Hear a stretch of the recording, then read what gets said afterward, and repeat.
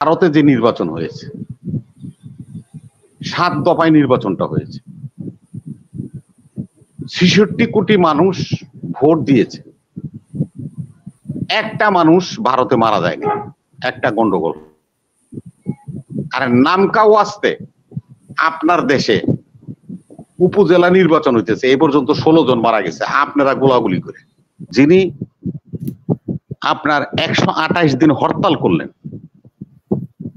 280 জন নেতা কর্মীকে প্রাণ দিতে হয়েছিল,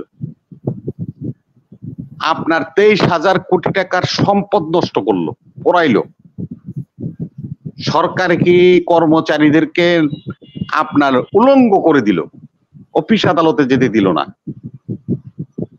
সেই যেই তত্ত্বাবধায়ক সরকারের জন্য তার এই কন্ট্রিবিউশন, সেই লোক কিভাবে এই তত্ত্বাবধায়ক সরকারকে সংবিধান থেকে বাদ দিয়ে দেওয়ার পরে এদেশের নৈরাজ্যের রাজনীতি সৃষ্টি হলো। গান্ধী তখন সাংবাদিক সম্মেলন করছেন, সাংবাদিক সম্মেলন করছিলেন, তিনি পরাজিত হয়েছেন, কারণ তিনি ম্যাজিক ফিগার পান নাই। তখন সে সাংবাদিক সম্মেলন করছিলেন, সাংবাদিক সম্মেলনে যে কথাটা, সে গুরুত্বপূর্ণ একটা কথা বলছে। আমি ওই জায়গা থেকেই তার স্পিরিটটা আমি দেখলাম, যে তার নানা নেহেরু সাহেব এরকম স্পিরিট নিয়ে কথা বলতেন। সেই স্পিরিটটা হলো যে সে বলল যে আমার দেশে নির্বাচন হয়ে গিয়েছে, আমাদের দেশের কুলি মজুর যারা নাকি কিষান, সেই সমস্ত মানুষগুলি ভারতকে বাঁচিয়েছে, আমাদের দেশের বুদ্ধিজীবী শিক্ষিত মানুষগুলি ভারতের পক্ষে দাঁড়ায়নি।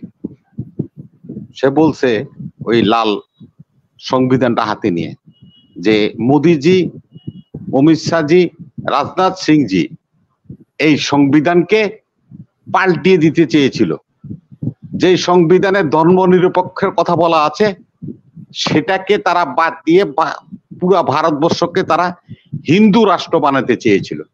এদেশের মজদুর, কিষান এবং সাধারণ গরিব খেটে খাওয়া মানুষগুলি ভারতবর্ষকে বাঁচিয়েছে। এটা হলো তার বক্তব্য ছিল। সে সরকার করবে বা কারো কাছে যাবে, কে কি হলো না হলো কিছুই বলেনি। এখান থেকে তো আমাদের লেসন নেওয়া উচিত, আমাদের শিক্ষা নেওয়া উচিত রাজনৈতিক দলগুলির, যে কি কথা সে বলেছে। আর যিনি আপনার 128 দিন হরতাল করলেন,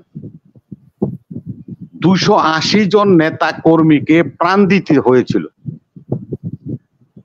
আপনার 23,000 কোটি টাকার সম্পদ নষ্ট করলো, পোড়াইলো, সরকার কি কর্মচারীদেরকে আপনার উলঙ্গ করে দিল, অফিস আদালতে যেতে দিল না। সেই যেই তত্ত্বাবধায়ক সরকারের জন্য তার এই কন্ট্রিবিউশন, সেই লোক কিভাবে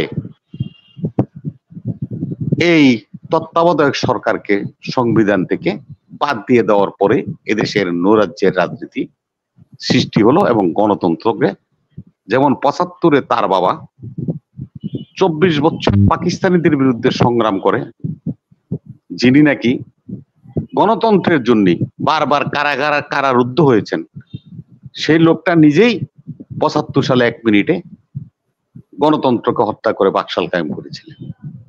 তার মেয়েও ঠিক সেই ঘটনারই পুনরাবৃত্তি ঘটালেন। এই রাষ্ট্র আজকে গণতন্ত্রহীন হয়ে পড়েছে। আমার ভাই আনোয়ার সাহেব বলছে যে অস্ত্রের রাজনীতি ইউনিভার্সিটি নাকি বিএনপি করেছে, ছাত্রদল করেছে। আরে ভাই, আপনি একটা সাধারণ কথা বুঝেন। 1973 সালে সূর্য সেন হলে কোহিনূর সহ 7 জন ছাত্রলীগ নেতাকে হত্যা করা হয়েছিল ব্রাশ ফায়ারে। কারা করেছিল? তাদেরই প্রতিপক্ষ ছাত্রলীগের আরেকটা গ্রুপ। তাহলে অস্ত্রটা 1973 সালে সূর্য সেন হলে যে ব্রাশ ফায়ার হয়েছিল, তখন কি ছাত্রদল ছিল? বিএনপি ছিল?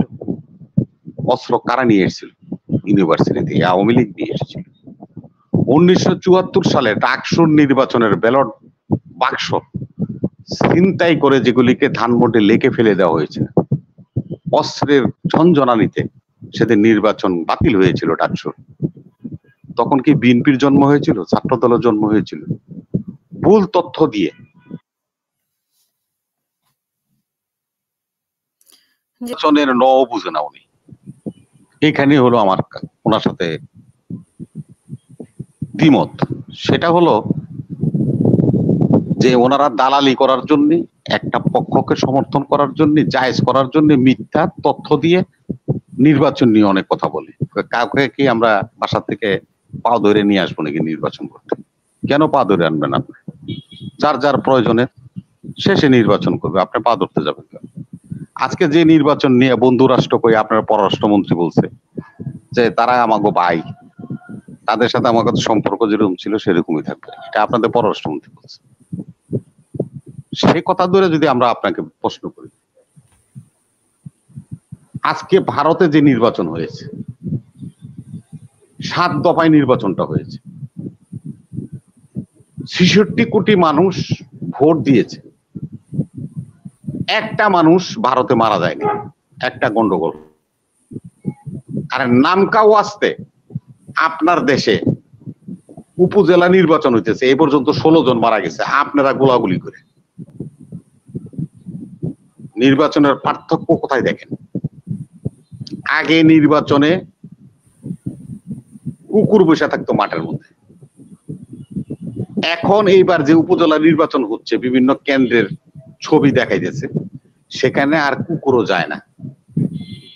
একজন দর্শক প্রশ্ন করছিল যে কুকুর কেন যায় না, তো কুকুর বলছে মনের দুঃখে যে আমাদের লজ্জা হয় এই জন্য যাই না।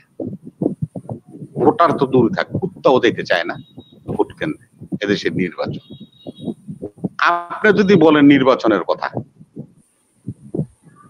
ভারতে যে নির্বাচন হলো এখন, সেই নির্বাচনে ভারতের পার্লামেন্ট ডিজলভ করে দেওয়া হয়েছে। সেখানে সবাই অংশগ্রহণ করে নির্বাচন করেছে। আমার দেশের পার্লামেন্ট বহাল থাকবে, যিনি এমপি আছে তিনি নমিনেশন পাবেন, নির্বাচন করবেন, ওনার সাথে পুলিশ গার্ড থাকবে, পহরা থাকবে, উনি জনগণের কাছে যায় ভোট চাইবে। এখানে মন্ত্রী পরিষদ বহাল থাকবে, এখানকার প্রধানমন্ত্রী বহাল থাকবে।